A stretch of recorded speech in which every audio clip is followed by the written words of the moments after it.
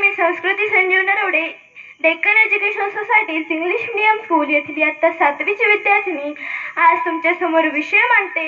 मी जिजाऊ बोलते. इतिहासाच्या पानात अडकून राहिलेली नाही, आजही मी जिवंत आहे. तुमच्या विचारात, तुमच्या कृतीत आणि आजच्या समाजाच्या आरशात मी तीच जिजाऊ आहे. जिथे शिवबाला फक्त युद्ध नव्हे तर न्याय, सन्मान आणि नीती शिकवली.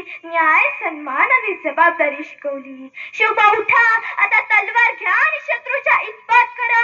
ही जिजाऊ माँसाहेब तुमच्या पाठीशी खंबीरपणे उभी आहे.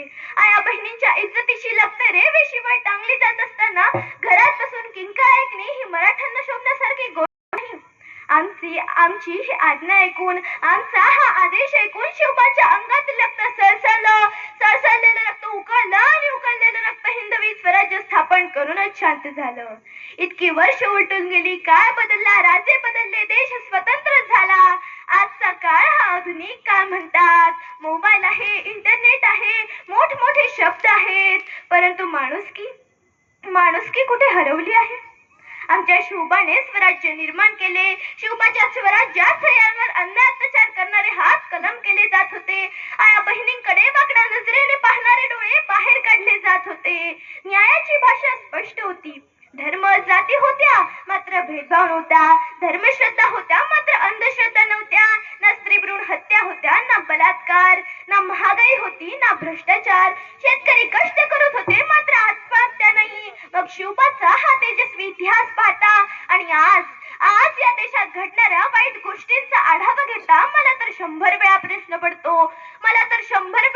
पडतो की याच मध्ये आमच्या शिवबाने स्वराज्य निर्माण केले होते का?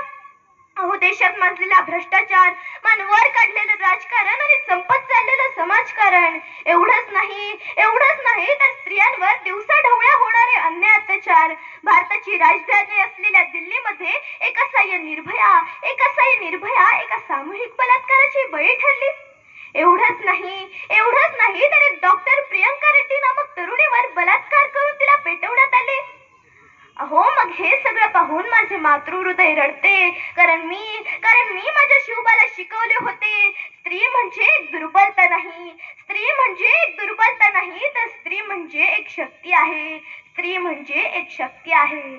आज मी तुमच्या समोर येथे उभी आहे. माझ्या अंगावर रेशमी साडी नाही, हातात तलवार नाही, परंतु मनात मात्र वेदना आहेत.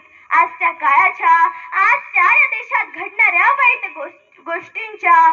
मला युद्ध नको आहेत, मला बदल हवा आहे. तुमच्या विचारांमध्ये, तुमच्या कृतींमध्ये, तुमच्या वागण्यामध्ये आणि खरं तर दृष्टिकोनामध्ये. आज मी तुमच्या समोर येथे जिजाऊ म्हणून पुन्हा एकदा उभी आहे. ते तुम्हाला तुमची जबाबदारी आठवण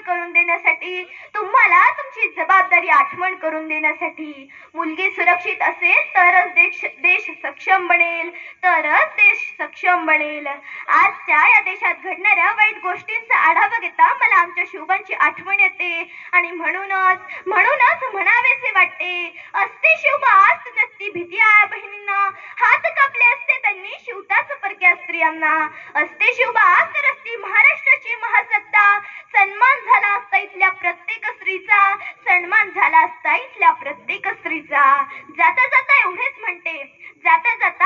म्हणते, अंधार झालाय दिवा पाहिजे. या महाराष्ट्राच्या, या भारताच्या भूमीला या जिजाऊंचा शिवा पाहिजे. धन्यवाद.